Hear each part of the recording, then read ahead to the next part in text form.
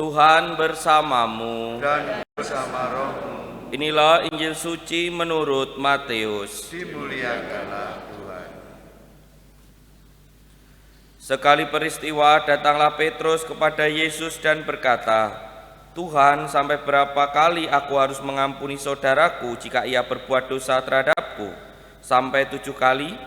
Yesus menjawab, "Bukan hanya sampai 7 kali, melainkan sampai 70 kali 7 kali.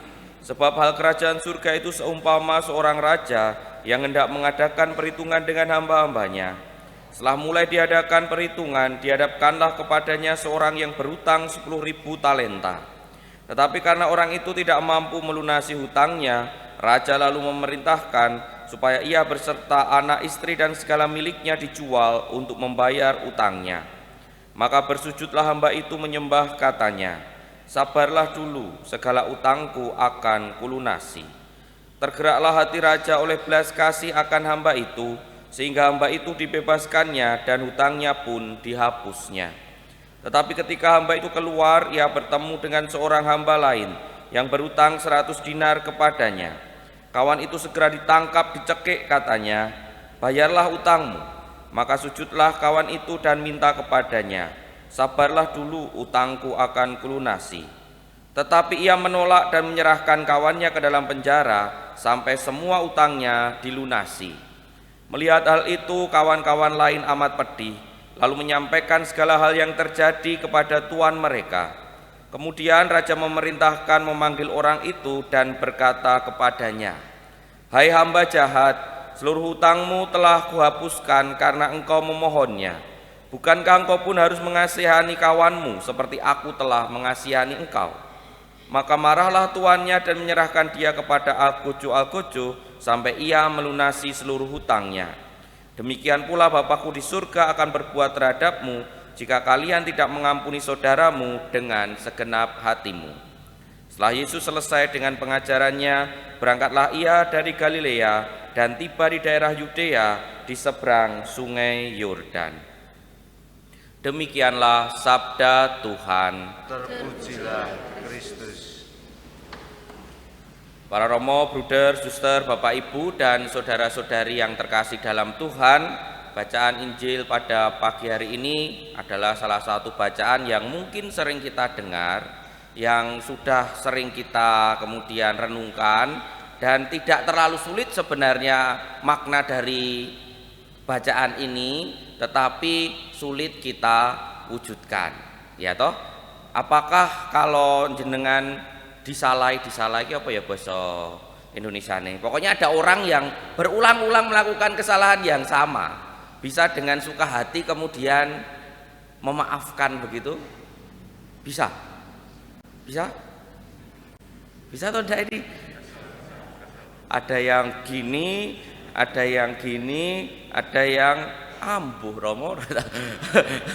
Tapi saya pun menyadari bahwa sabda Yesus ini sabda yang luar biasa, meminta kita melakukan sesuatu yang luar biasa, tetapi sungguh karena kemanusiaan kita, kadangkala kita kesulitan untuk melakukannya, karena diajak kemudian mengampuni sesama kita 70 kali 7 kali, bukan dihitung banyaknya, tetapi angka 7 itu kan sebenarnya angka yang sempurna menurut tradisi Israel. Maka Yesus itu ingin mengatakan kalau kamu mengampuni, ya memang 70 kali 7 itu banyak, tetapi tidak sekedar itu, tetapi mengampuni secara sempurna, tidak lagi mengungkit, tidak lagi mengingat, tidak ada dendam dan seterusnya. Nah, angel apa gampang? Angel ya, karena perintah Tuhan ya pasti susah, pasti nggak mudah untuk dilaksanakan. Sekali lagi saya selalu mengatakan, memang tuntutan Yesus kepada kita itu berat, karena dalam sabda yang lain Yesus mengatakan, jadilah sempurna seperti Bapamu sendiri sempurna adanya. Itu tidak mudah, tetapi yang paling penting adalah bagaimana kita memproses pelan-pelan rasa mungkin sakit hati, rasa kemudian hal-hal yang tidak menyenangkan dalam hidup kita sehari-hari. Kenapa begitu? Karena kadangkala rasa sakit, dendam, dan hal-hal yang masih ada dalam diri kita, itulah yang menghalangi perkembangan pribadi kita.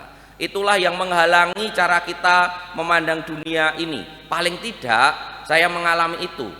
Saya kan sering cerita, sebelum saya masuk seminari, aura saya itu gelap bukan kulitnya ya, tapi maksudnya ada susah didekati, penuh kecurigaan, penuh ketakutan, kalau berrelasi dengan ini nanti bagaimana dan lain sebagainya. Penyebabnya apa? Penyebabnya karena masa lalu yang memang belum bisa memaafkan berbagai hal di masa lalu, karena pernah dibully lah, karena pernah ini, pernah itu dan lain sebagainya. Di seminari itu kemudian diolah rasa marah dan lain sebagainya itu untuk memaafkan apa yang terjadi di masa lalu. Ya hasilnya sekarang jadi seperti ini. Dulu pendiam, ora percaya kalau saya bilang pendiam. Dulu pendiam, penuh kecurigaan, susah didekati, sekarang susah diam dan menjadi lebih percaya diri, begitu loh, maksudnya lebih percaya diri, bisa kemudian memandang orang-orang itu menjadi lebih positif. Dulu mau bergaul dengan orang itu melihat dulu orangnya seperti apa nih, ini merugikan saya atau menguntungkan saya, ini nanti menyakiti saya atau tidak, begitu. Sekarang ya pokoknya bras-bras, disakiti ayo wes gitu. Ada perubahan itu, kuncinya karena ada perubahan dalam diri sendiri, akhirnya bisa memaafkan masa lalu, memaafkan berbagai perbuatan yang mungkin sakit yang saya terima, dan memang pengampunan itu pelan-pelan mengubah diri kita. Maka sabda Yesus ini sebenarnya modal kita untuk menjadi pribadi yang lebih baik, menjadi pribadi yang lebih baik, dan memandang orang-orang di sekitar kita menjadi lebih positif. Ya memang resikonya adalah makan hati lagi. Kan orang memandang orang lain secara positif tuh kemungkinan iso dihapusi, bisa disakiti lagi dan lain sebagainya. Tetapi karena sudah mempunyai pengolahan memaafkan terus menerus, maka kemudian menjadi lebih berkurang gitu efeknya, semacam tidak lagi sakit sekali lalu tidak lagi menaruh dendam. Maka sabda ini sebenarnya ingin mengajak kita, mari pelan-pelan kita menjadi sempurna seperti Bapa sempurna adanya. Memang tidak mudah, maka mari berproses, minta kepada Tuhan, ya Tuhan, semoga aku bisa menjadi pribadi yang pemaaf, semoga aku tidak menyimpan dendam atas peristiwa masa lalu yang menyakitkan. Karena apa? Karena kalau kita mengingat masa lalu terus menerus yang menyakitkan itu, apa ya masa lalunya akan berubah. Maka mari kita maafkan masa lalu yang tidak kita bisa rubah, tetapi memandang masa depan dengan pikiran yang lebih baik dan lebih positif. Semoga kita bisa melakukannya, dan mari ini sejenak mohon kepada Tuhan, Tuhan beri aku kekuatan, karena resikonya juga tidak mudah, kadang juga menyakitkan. Kita hening sejenak.